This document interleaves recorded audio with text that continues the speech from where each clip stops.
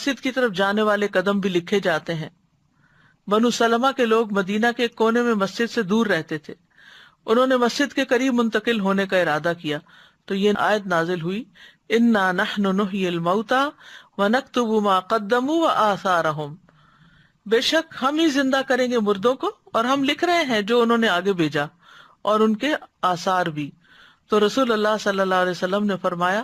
بے شک تمہارے نشانات قدم لکھے جا رہے ہیں، یعنی انسان اپنے پاؤں سے چل کر جس زمین پر بھی جاتا ہے وہ زمین بھی گواہ بنے گی، اور وہ قدم اگر نیکی کے کام میں ہے تو ثواب کے طور پہ لکھے جائیں گے، اور اگر کسی برے کام سے اور برے ارادے سے انسان نکلا ہے یا اٹھا اپنی جگہ سے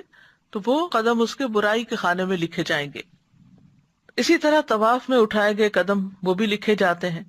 رسول اللہ صلی اللہ علیہ وسلم نے فرمایا، جو شخص گن کر طواف کے 7 چکر لگائے اور 2 رکعت نماز پڑھے تو یہ ایک غلام آزاد کرنے کے برابر ہے، یعنی ثواب ہے۔ اور جو شخص ایک قدم بھی اٹھاتا یا رکھتا ہے، یعنی ایک اٹھاتا ہے ایک رکھتا ہے ایک اٹھاتا ہے ایک رکھتا ہے، تو ہر قدم پر اس کے لیے 10 نیکیاں لکھی جاتی ہیں، اور اس سے 10 گناہ مٹائے جاتے ہیں، اور اس سے 10 درجات بلند کیے جاتے ہیں۔ اس سے انسان اندازہ کر سکتا ہے کہ کتنا زیادہ اجر و ثواب ہے۔ پھر حاجی کی سواری کے قدم لکھے جاتے ہیں۔ نبی صلی اللہ علیہ وسلم نے فرمایا، جب تم اپنے گھر سے بیت الحرام کے ارادے سے نکلتے ہو تو تمہاری اونٹنی کوئی قدم نہیں رکھتی اور نہ اسے اٹھاتی ہے، مگر اللہ تعالیٰ اس کے ساتھ تمہارے لیے ایک نیکی لکھ دیتا ہے اور تم سے ایک گناہ مٹا دیتا ہے۔ یعنی حاجی سفر پر ہی نکلتا ہے، اپنا ایک قدم اٹھاتا ہے، سواری پر بیٹھتا ہے، تو بظاہر تو یہ انسان کہتا ہے کہ میرا پتہ نہیں کیا ثواب ہے کیا نہیں، میں تو سواری پر بیٹھا ہوا ہوں، لیکن اس کا بھی اجر بتا دیا گیا کہ اگر وہ اللہ کے کام کے لیے نکلتا ہے، بیت الحرام کی طرف نکلتا ہے، تو جو قدم سواری اٹھاتی ہے اس ہر قدم کے لیے نیکی لکھی جاتی ہے۔ پھر اسی طرح سلام کرنا اور سلام کا جواب دیا جانا، اس میں بھی انسان کے لیے نیکیاں لکھی جاتی ہیں۔ سہل بن حنیف کہتے ہیں کہ رسول اللہ صلی اللہ علیہ وسلم نے فرمایا، جس نے السلام علیکم کہا اس کے لیے 10 نیکیاں لکھی جائیں گی، جس نے السلام علیکم ورحمۃ اللہ کہا اس کے لیے 20 نیکیاں لکھی جائیں گی، اور جس نے السلام علیکم ورحمۃ اللہ وبرکاتہ کہا اس کے لیے 30 نیکیاں لکھی جائیں گی۔ اسی طرح جو تسبیحات ہم پڑھتے ہیں، آپ نے فرمایا اللہ نے 4 کلمات چنے ہیں، سبحان اللہ والحمد للہ ولا الہ الا اللہ واللہ اکبر۔ جس نے سبحان اللہ کہا اس کے لیے 20 نیکیاں اور 20 برائیاں مٹا دی جاتی ہیں۔ جس نے اللہ اکبر کہا اس کے لیے بھی اسی طرح، اور جس نے لا الہ الا اللہ کہا اس کے لیے بھی اسی طرح، الحمدللہ کہا اس کے لیے بھی، یعنی 4 کلمات پہ ہر کلمہ کہنے پر یہ نیکیاں لکھی جاتی ہیں اور ساتھ برائیاں بھی مٹائی جاتی ہیں۔ اسی طرح گھر والوں پہ خرچ کرنے اور مریض کی عیادت کرنے کا ثواب بھی لکھا جاتا ہے۔ رسول اللہ صلی اللہ علیہ وسلم نے فرمایا، جو شخص اللہ کی راہ میں اپنی زائد چیز خرچ کر دے تو اس کا ثواب 700 گنا تک ہوگا۔ تو اگر ضرورت کی چیز خرچ کرے تو کتنا زیادہ ثواب ہوگا۔ اور جو اپنی ذات پر اور اپنے اہل خانہ پر خرچ کرے یا کسی بیمار کی عیادت کرے یا کسی تکلیف دہ چیز کو راستے سے ہٹا دے تو ہر نیکی کا بدلہ اس کی مثل 10 نیکیاں ہوں گی۔ اسی طرح جانور کی خوراک کے دانے کے بدلے نیکی لکھی جاتی، یعنی اگر آپ میں سے پرندے ہیں وہ ہو گئے یا ویسے آپ نے کوئی جانور پالے ہوئے ہیں تو جو بھی چارہ ان کو کھلاتے ہیں ہر دانے کے بدلے نیکی لکھی جاتی ہے۔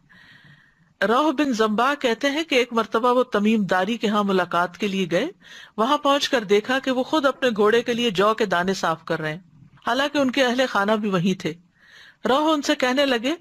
کیا ان میں سے کوئی یہ کام نہیں کر سکتا، انہیں گھر والے نہیں کر سکتے؟ تمیم نے فرمایا، کیوں نہیں،